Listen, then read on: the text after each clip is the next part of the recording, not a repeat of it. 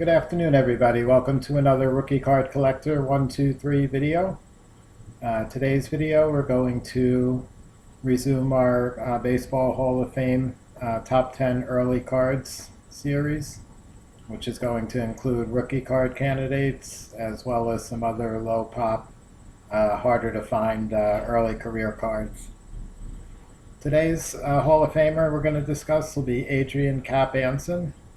Anson was arguably the top player of the 19th century. Began his career in the mid-1870s and was active all the way through the 1890s for a few different teams, primarily Chicago and Philadelphia. So the first card we're going to look at with Anson actually dates all the way back to 1874, the very beginning of his major league career. Anson had joined the Philadelphia Ball Club of the National League at that time.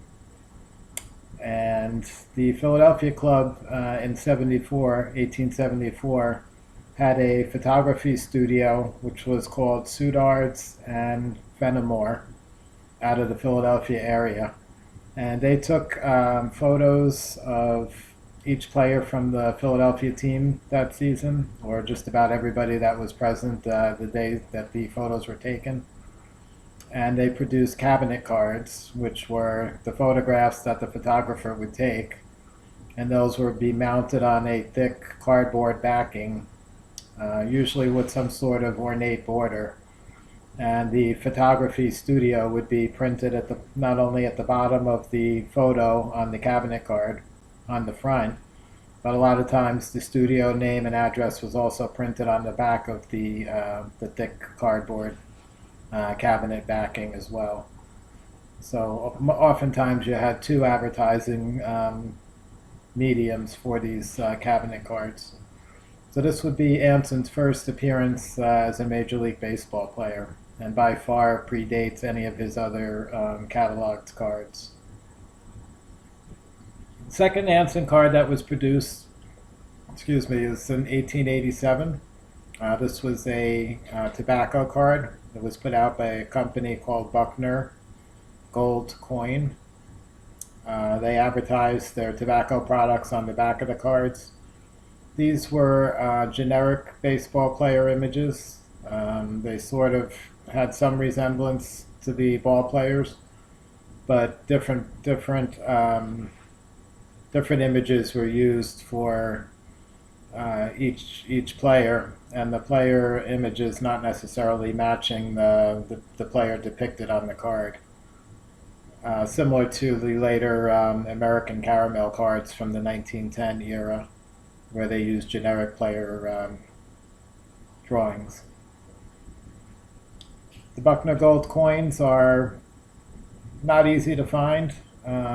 Considering the 19th century and the era that they're from, they are not the most difficult, not the rarest cards, but definitely a challenge. And Cap Anson, just about every set he was in from the 1800s is going to be a key player, a key card in the set, and obviously one of the most valuable as well.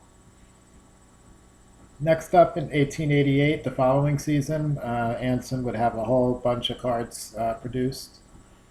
The most widespread card would be from the Old Judge, again a tobacco set, the Old Judge series, which had over 5,000 different cards when you add up all the variations, players, teams, and leagues, and variations. So Anson has two different images in the Old Judge series. One image is the much rarer one, which shows him in Chicago in uniform with a Chicago name across the jersey. The more common image is Anson in a more formal attire called the street clothes Anson version. Both of those are from the Old Judge set. Very highly desirable cards, very valuable, and not easy to find. These are probably a little bit tougher than the Buckner Gold coins. Next up from 1888 for Anson is going to be his Allen and Ginter card. These were colorized player drawings, sort of a pastel type color to them. Most of the card was white. The player image in the center, usually a half body shot up to the waist or so, was in color, colorized. The back of it had the Allen and Ginter, which is another tobacco company, had their advertising information on back.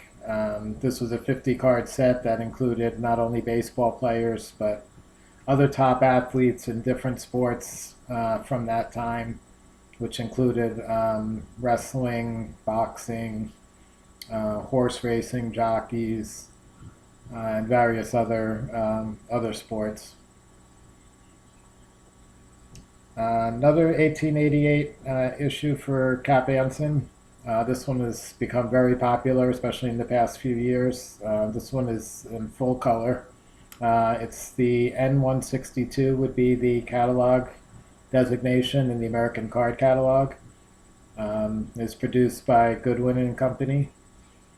And again, these are popular. These were really the earliest full color cards produced from a major series in 1888 by Goodwin and Company, the same company that produced the Old Judge series, which was more of either black and white or sepia tone card. Another 1888 issue with Cap Anson depicted would be cataloged as N173. This is another issue produced by Goodwin and Company, the tobacco people. This was the, again, Old Judge series, and these photos matched the Old Judge photos, the N172s that we talked about before. So again, these had a in uniform version, which is rarer, and a street clothes version, two different variations for Cap Anson. Anson is pictured in Chicago at this point. Next up, we start to get into the really ultra rare cards now. Continuing in the 1888 season, we have a card series cataloged as E223, which was produced by this one's actually a gum card, G&B chewing gum. And these are extremely rare. Pop reports on most of these are between maybe 1 and 3. Some players in the checklist have never been discovered. So these are super rare. If you come across it, especially somebody at the level of Anson, it's going to be extremely expensive. So not one you're likely to come across, but want to mention it to keep a lookout anyway. Another super rare issue, 1888 again. These are cataloged as M117. These are Sporting Times cards. These are a little bit larger cards. These were line drawings of the players in sort of famous poses as they appeared during that era, 1880s. And these, again, extremely rare. Populations on these, again, are going to be under 5 for just about anybody in that set. Next up, we have, similar to some of the early 20th century playing game cards, we have in the 1888 again, a set cataloged as WG1. It's a playing card set with some baseball game designations and plays that you would use along with a board game to play the actual game. These featured one player on the card. Again, these are colorized, basically line drawings. These images tended to be more generic and did not necessarily depict the ball player that's mentioned on there. Sort of like similar to the Buckner Gold Coin cards from '87. Finally, the last Anson we're going to talk about, again, 1888. This card series cataloged as N403. It's a series called Yum Yum Tobacco.